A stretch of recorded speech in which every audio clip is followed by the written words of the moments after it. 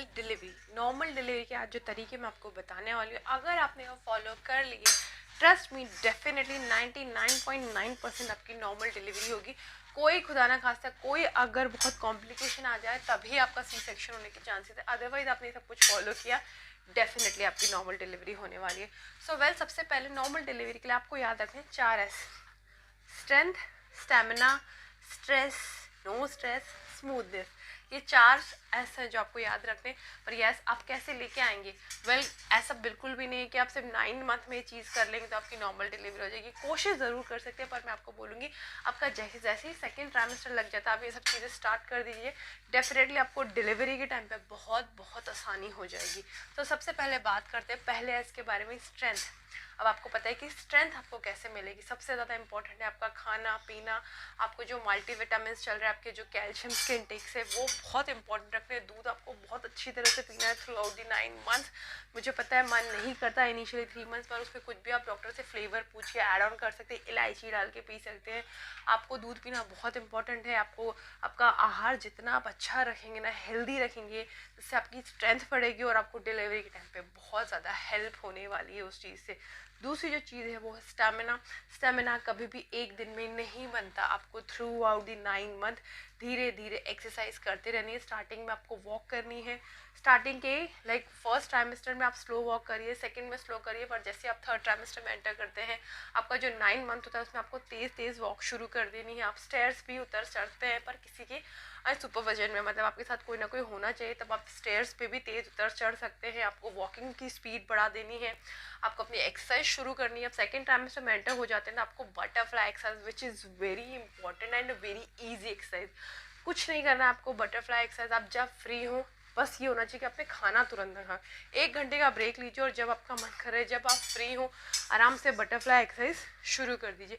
उसके बाद में आपको करना है डक वॉक एक्सरसाइज। अब डक वॉक एक्सरसाइज कैसी होती है वो भी है, पर अगर आप नॉर्मली झाड़ू पोछा, तो आप सबको जानते हैं कि झाड़ू पोछा कैसे लगाया जाता है। जिस पोजीशन में झाड़ू पोछा लगाते हैं हम बैठते हैं, स्पेशली पोछा लगाते टाइम, वो जो पोजीशन होता है जो डब्ल्यू शेप होता है, बेसिकली वही होता है डक वॉक। उसी में हम लोग नॉर्मली चलते हैं, उसी को हम डक वॉक एक्सरसाइज कहते हैं।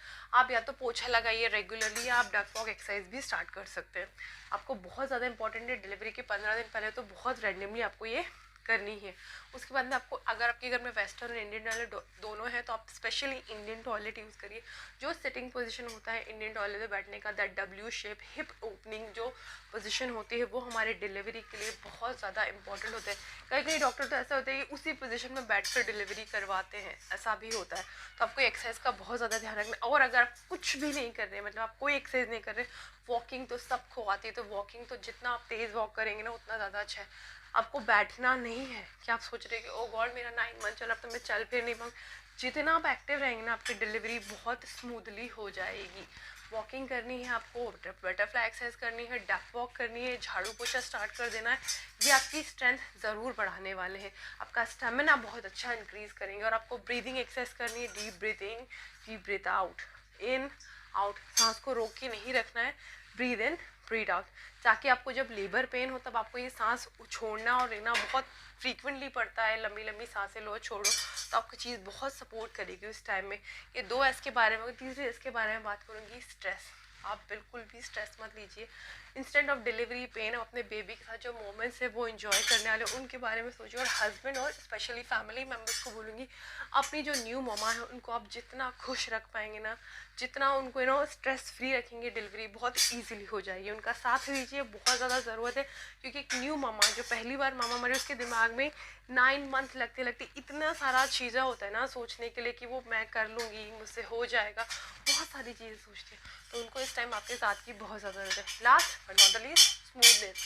अब स्मूथनेस कैसे बढ़ेगी ये मैं आपको ज़रूर बताऊंगी कि डिलीवरी के 15 दिन पहले आपको पीना है गर्म पानी, लुक वार्म वाटर, जिससे आपकी बॉडी की स्मूथनेस अच्छी हो जाए। और आपको पीना है एक बड़ा ग्लास जिसमें 2-3 चम्मच घी हो, वो डालकर आपको बहुत अच्छी तरह से पीने हैं।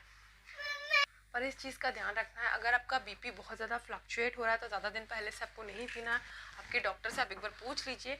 मोस्टली आप 15 दिन पहले से स्टार्ट कर सकते हैं। टेस्ट बहुत वियर्ड होता है, पर ट्रस्ट में आप जितना पियेंगे आपको बॉडी जो अंदर से बहुत अच्छे से स्मूथ हो जाएगा और बेबी बहुत इजीली नीचे की ओर खसक आता है। तो ये अगर तरीके 4 तरीके अगर आप अपना लेते हैं ना, ट्रस्ट में आपकी डिलीवरी डेफिनेटली नॉर्मल डिलीवरी होगी।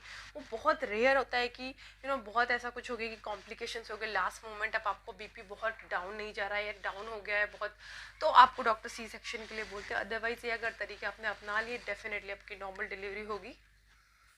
एक बार फिर से मैं रिपीट कर देती हूँ सारी चीज़ें। फर्स्ट आपको एक्सरसाइज आपकी कंटिन्यू रखनी है, walking, duck walk, butterfly exercise, W shape, hip opening position. आप जब भी कोई सब्जी वगैरह तोड़े पैरों को खोल कर बैठिए, बहुत ज़्यादा इंपॉर्टेंट है। योगा क्लासेस भी होती है, आप वो भी ज्वाइन कर सकती हैं। और अगर नहीं है कुछ भी तो बटरफ्लाई एक्सरसाइज बहुत सिंपल है, और झाड़ू पोछा जो हम शुरू से करते आ रहे, ट्रेडिशनली करते आ रहे। आपको पता है पहले लेडीज़ की नॉर्मल डिलीवरी क्यों होती थी? क्योंकि हम लोग सारे काम नीचे ही बैठ के करते थे। रोटी बनाना है तो नीचे बैठना है, पोछा लगा रहे हैं, सब चीज़ें, खाना भी नीचे बैठ के खाते थे। जो नॉर्मली हम लोग हिप ओपनिंग पोजीशन में जो बैठते, मोस्टली हमारे सारे काम वैसे ही होते थे। आपने गांव में देखा होगा लेडीज़ गोबर से लीपते ही, वो भी वैसे ही करती।